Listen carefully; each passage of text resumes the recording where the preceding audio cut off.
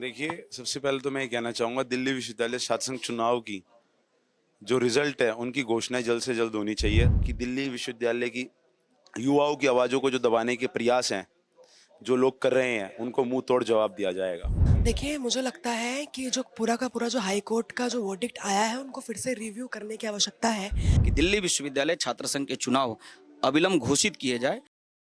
इस समय हमारे साथ ऋषभ चौधरी मौजूद है। जानेंगे आखिर जिस तरह से रोक लगाई गई हाईकोर्ट द्वारा पूरे फैसले को लेकर उन पर इनका क्या सोचना है, क्या कहेंगे। रोक लगा दी गई है, बताया जा रहा है कोई गाइडलाइंस का आपने वायलेट किया है, कई गाइडलाइंस उसमें गिनती भी आई है, क्या कहेंगे पूरे मामले को लेकर। देखिए, सबसे पहले तो मैं ये कहना चाहूँगा दिल्ली विश्वविद्यालय छात्र संघ चुनाव की जो रिजल्ट है उनकी घोषणा जल्द से जल्द होनी चाहिए ताकि जो ऑफिस बेरर्स हैं वो आकर अपना कार्यभार संभालें और छात्र सेवा में जुट जाएं। इतनी लंबी समय की अवधि जिसमें रिजल्ट रुका रहे वो दिल्ली विश्वविद्यालय के लिए ठीक नहीं है, वहाँ के के लिए ठीक नहीं है। उन्हें अपने रिप्रेजेंटेटिव की ज़रूरत है, तो उनका रिप्रेजेंटेटिव उनके बीच में जाना चाहिए और रिजल्ट की घोषणा होनी चाहिए।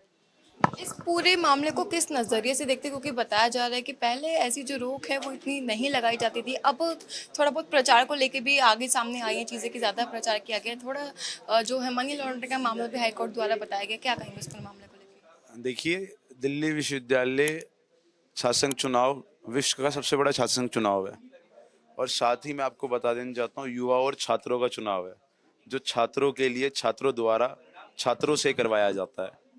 तो उसके अंदर छात्रों की युवा अवस्था, उनका जोश, उनकी ताकत दिखना लाजमी है। उनके अंदर एक जोश होता है, वो कई बार चीज़ों में ज़्यादा हो जाता है, तो उनको थोड़ा बहुत रिलैक्सेशन मिलना चाहिए समय की मांग के अनुसार। 5,000 रुपये लिंगो कमेटी के अनुसार जो गाइडलाइंस हैं उनमें संशोधन होना चाहिए।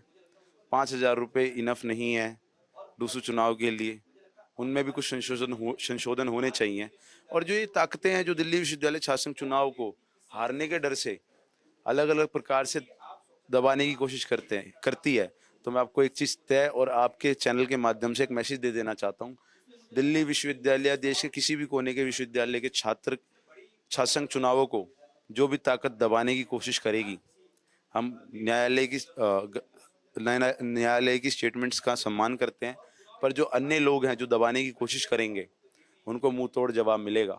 ये तय है, ये निश्चित है। ये ऋषभ चौधरी आपके चैनल के माध्यम से कह रहा है कि सबसे पहले कार्रवाई यही करी जाएगी कि दिल्ली विश्वविद्यालय की युवाओं की आवाज़ों को जो दबाने के प्रयास हैं, जो लोग कर रहे हैं, उनको मुंह तोड़ जवाब दिया जाएगा।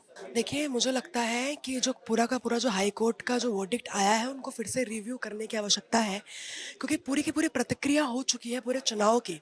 बाद में काउंटिंग को बीच में रोकना और बोलना कि पूरा का पूरा जो डिफेसिंग हुआ है, वॉल्स का और जो खर्चे हुए हैं, ठीक है, गलतियाँ हैं, बट गलतियों का सुधार भी आवश्यक है और विद्यार्थी परिषद हमेशा प्रॉब्लम विद सॉल्यूशन की बात करता है।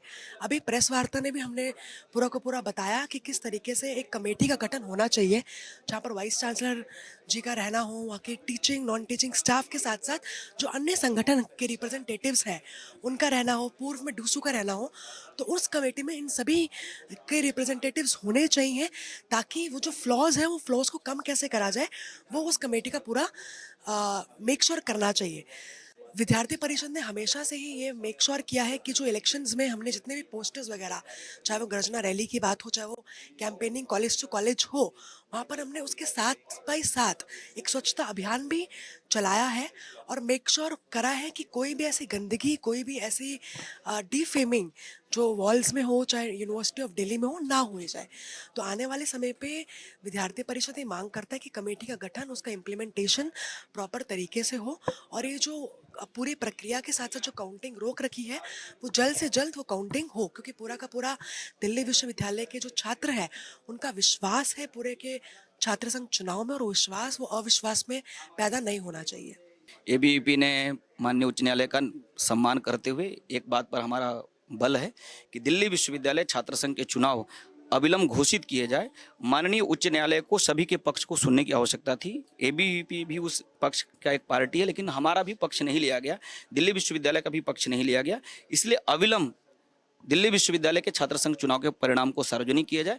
और दूसरी महत्वपूर्ण विषय है कि पूरी छात्र संघ चुनाव के ऊपर जो चर्चा हो रही है, चाहे वो प्रचार को लेकर के हो, चाहे वो खर्च को लेकर के हो, आज आवश्यकता है कि इस देश के अंदर में एक हाई लेवल कमेटी बने जिसमें छात्र संघ चुनाव के स्वरूप क्या होंगे, छात्र संघ चुनाव की सीमाएं क्या होंगी और किस प्रकार से छात्र संघ चुनाव की गतिविधि की एक सीमा होगी, उसको निर्धारित करने की आवश्यकता है। इसलिए एबीवीपी ने कहा है कि छात्र संघ चुनाव के परिणाम सार्वजनिक किए जाए और देश भर के कैंपस में एक तो अनिवार्य रूप से छात्र संघ चुनाव हो और चुनाव को पॉपुलराइज करने के लिए कई प्रकार के स्टेप उठाने की आवश्यकता है। दिल्ली यूनिवर्सिटी में आप देखेंगे शायद वोटिंग कम दिखता होगा, लेकिन उसके लिए प्रयास कितने हो रहे हैं। यदि वोटिंग के पहले ही इस प्रकार का यदि विषय चल जाए कि इसके परिणाम नहीं आएंगे तो मुझे लगता है वोटिंग तो प्रभावित होगा ना।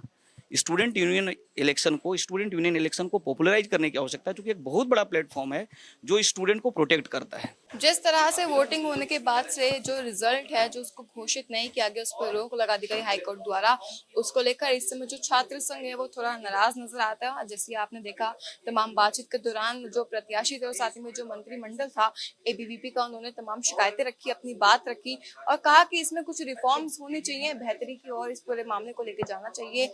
और बताया गया कि 2007 के अमेंडमेंट से लेकर उसको 2024 के लिए अपडेट करना चाहिए। इस पूरे मामले को लेकर आपको क्या सोचना है हमें जरूर बताएं। तब तक ले बने रहिए पंजाब केसी में।